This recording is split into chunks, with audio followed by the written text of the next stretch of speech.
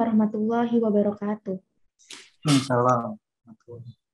Yang terhormat Dr. Bugar Wijiseno selaku Direktur Rumah Sakit Muhammadiyah Banjarnegara.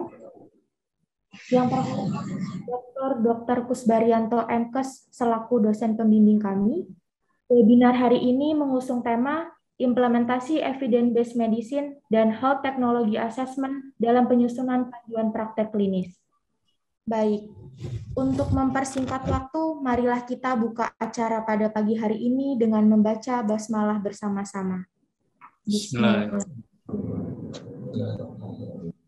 Acara selanjutnya bersama-sama, marilah kita nyanyikan lagu kebangsaan Indonesia Raya dan dilanjutkan dengan Mars Muhammadiyah.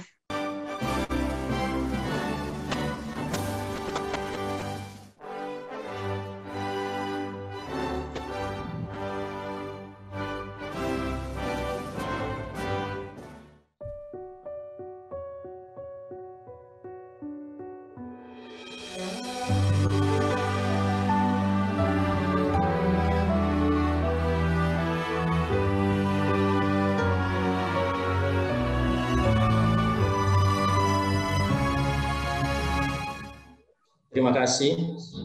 Assalamualaikum warahmatullahi wabarakatuh. Waalaikumsalam warahmatullahi wabarakatuh. Dalam acara ini kita bersyukur dalam pagi ini kita bertemu dalam keadaan sehat walafiat dalam acara pengabdian masyarakat yang diadakan oleh program studi manajemen administrasi rumah sakit Muhammadiyah.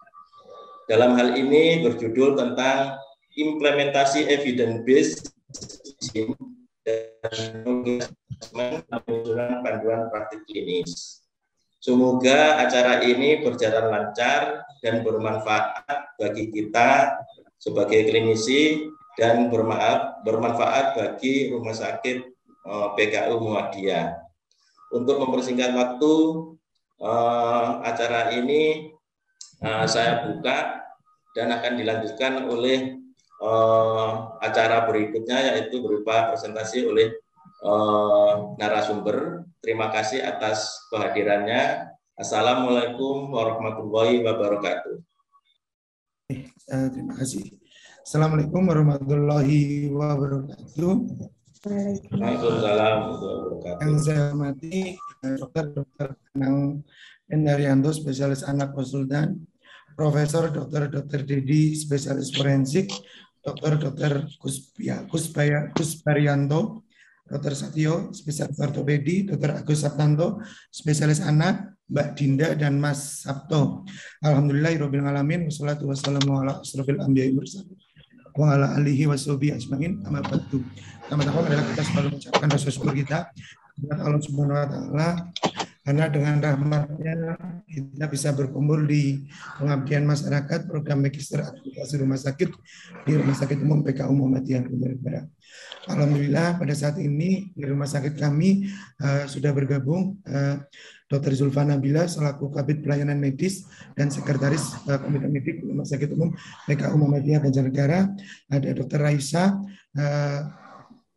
Raisa Rembulan selaku tim penyusun dari PPK dan CP yang ada di Rumah Sakit Umum PKU Muhammadiyah Banjarnegara beserta tim PMKP dari Rumah Sakit Umum PKU Muhammadiyah Banjarnegara. Dan juga saya membawa teman-teman dari perwakilan unit rawat inap, HCU, perinatologi dan kebidanan. Karena apa? Kami ingin teman-teman semua terpapar bagaimana menyusun CP yang baik sehingga bisa menimbulkan kendali mutu, kendali biaya, dan bagaimana ikut berperan aktif dalam mengembangkan sebuah sistem pelayanan yang baik dan terukur di Rumah Sakit Umum PKU Muhammadiyah Banjarnegara. Mohon izin, suara saya kemarin habis vaksinasi menjadi artis kayak Prof. Dedi dan Dr. Anang muter-muter vaksin dok, sehingga suaranya habis. Mudah-mudahan acara kita kali ini bisa berjalan dengan baik, bisa saling berbagi, sehingga bisa menjadi rumah sakit semakin berkemajuan. Ilmu yang kita punya juga bisa dimanfaatkan oleh teman-teman semua yang ada di Rumah Sakit Umum PK Muhammadiyah Banjarnegara. Saya kira itu yang bisa saya sampaikan. Mudah-mudahan acara kita bisa berjalan dengan lancar. Oh ya, mohon izin untuk Ketua Komite Medik, Dr. Wahyu baru bisa bergabung nanti sesi siang karena ada poli pagi di RSUD Banjarnegara. Assalamualaikum warahmatullahi wabarakatuh. Waalaikumsalam warahmatullahi wabarakatuh. Selanjutnya sambutan oleh Dr. Kusbaryanto MS selaku dosen pembimbing kami. Kepada Dr. Kusbaryanto, kami persilakan. Bismillahirrahmanirrahim. Assalamualaikum warahmatullahi wabarakatuh. Waalaikumsalam warahmatullahi wabarakatuh. Terima kasih terutama pada Dr. Bugar yang telah memberikan sarana fasilitas untuk pelaksanaan pengabdian masyarakat pada regu ini ya, grup Dr. Anang dan kawan-kawan ini. Semoga nanti yang terjadi adalah win-win solution ya. Di satu sisi Dr. Anang dan kawan-kawan bisa menjalankan pengabdian masyarakat, di sisi lain dari rumah sakit dan segala semua stafnya mendapatkan manfaat. Jadi ini namanya win-win solution. Memang atas usulan dari salah seorang anggota grup yang semula sebenarnya pelatihan ini 3 hari Dr. Anang ya. Kalau bisa disampaikan full. Tapi saya memang menyarankan sehari saja itu. Bagaimana pengabdian masyarakat tidak terlalu memberatkan dari teman-teman mahasiswa. Nah, karena itu kalau Dr. Bugar dan kawan-kawan mengendaki lebih sampai tuntas gitu ya, monggo silakan bisa kontak dengan Dr. Anang dan kawan-kawan dari Rumah Sakit Dr. Sutomo. Karena sudah terbiasa melatih ya. Jadi ini memang istimewa Bapak Ibu ya. Pengabdian masyarakat ini tidak sekedar pengabdian, tetapi juga memberikan hal yang telah sering diberikan oleh Rumah Sakit Dr. Sutomo. Jadi sehingga nanti saya yakin masalahnya lebih besar. Itu kemudian berikutnya pada mahasiswa ya, Dr. Anang dan kawan-kawan, saya sampaikan jangan risau dengan banyaknya inovasi dari prodi ya, inovasi macam-macam. Harus tugas penerbitan dan macam-macam, itulah inovasi dari universitas ya dalam mengejar upaya ketertinggalan, upaya untuk lebih maju lagi. Tapi saya yakin aspek yang tidak pernah ditinggalkan adalah bahwa mahasiswa itu harus mendapat hasil, dapat ilmu yang optimal, kemudian lulus tepat waktu. Nah, ini menjadi pertimbangan, tetap akan menjadi pertimbangan gitu. Sehingga jangan risau dengan tugas-tugas yang baru. Semoga ini nanti lancar dan kerjakan saja sambil jalan gitu. Insya Allah saya yakin nanti akan lulus dengan sendirinya. Gitu. Baik dengan ridho Allah dan kerja keras kita. Ya saya kira itu Dr. Bugar dan kawan-kawan. Semoga berjalan lancar. Bila walidayah. Assalamualaikum warahmatullahi wabarakatuh. Waalaikumsalam warahmatullahi wabarakatuh. Untuk acara selanjutnya yaitu sesi pretest. Kalau pretest hasilnya jelek nggak apa-apa ya dok? Apa? Harus jelek, Bugar. Harus jelek.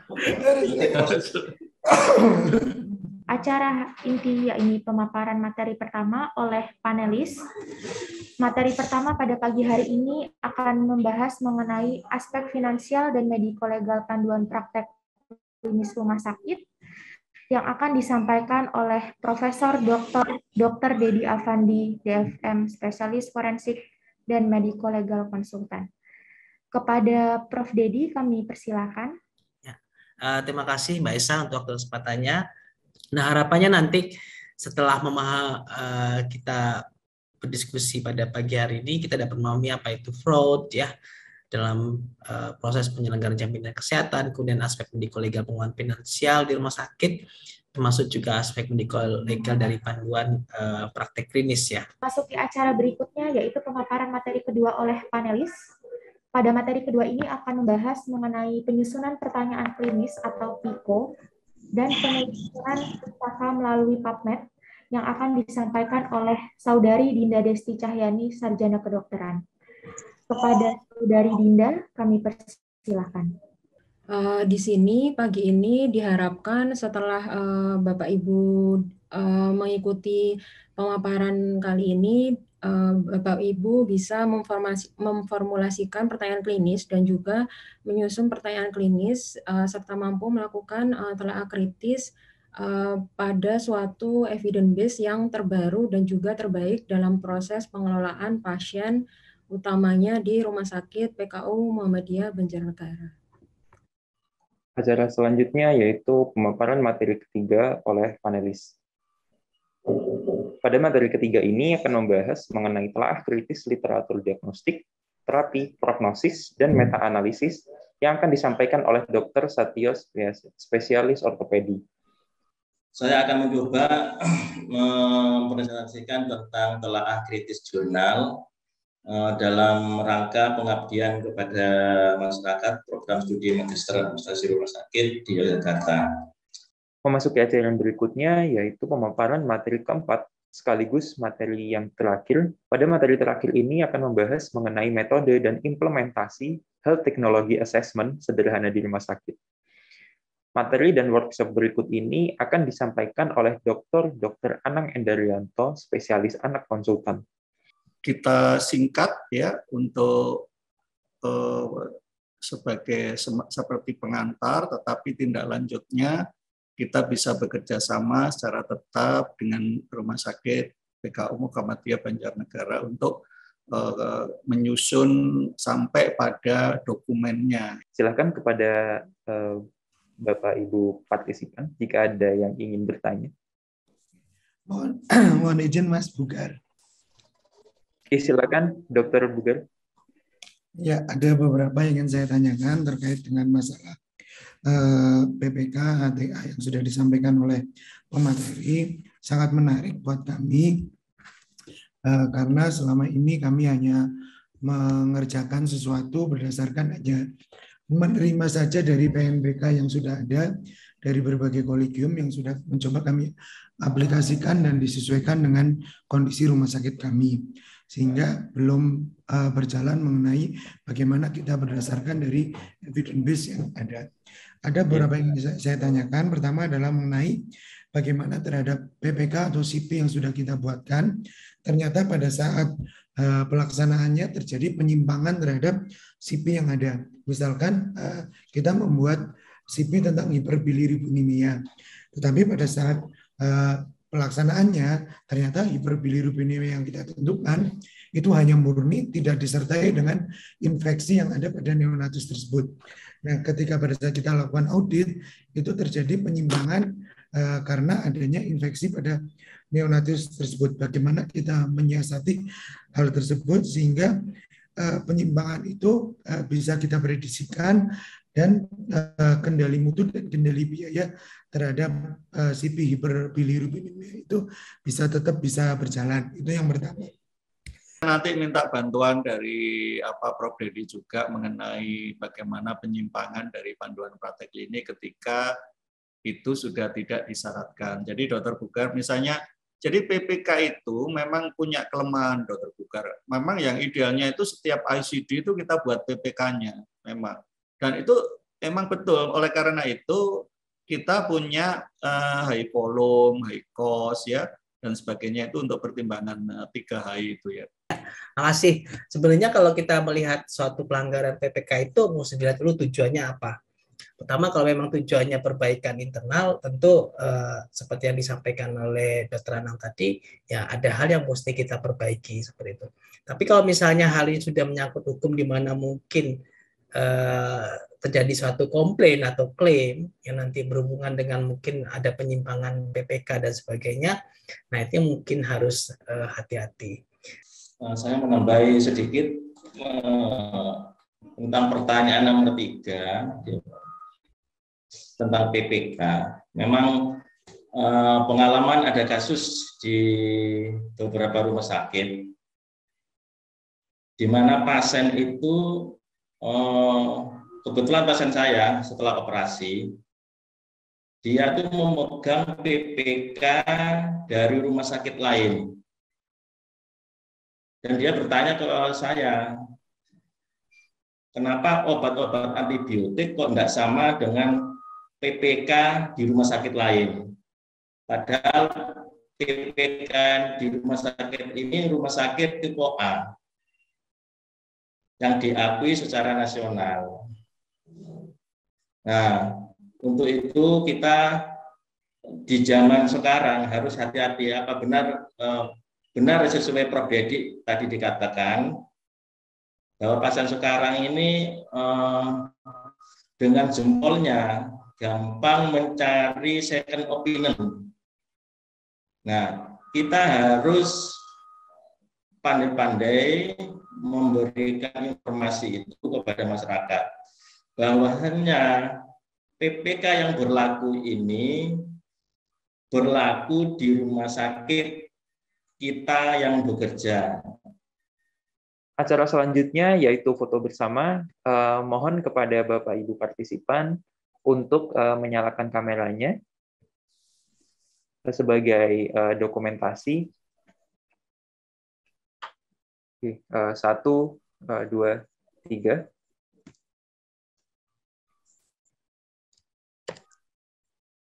Sekali lagi mungkin 1, 2, 3. Akhirnya saya tutup dengan ucapan Alhamdulillah. Alhamdulillah. Alhamdulillahirrahmanirrahim. Alhamdulillah. Nuwun ada terbugar. Ya, sami-sami dok. Nuwun ada terbugar. Nuwun Ibu Bapak semuanya. Alhamdulillah.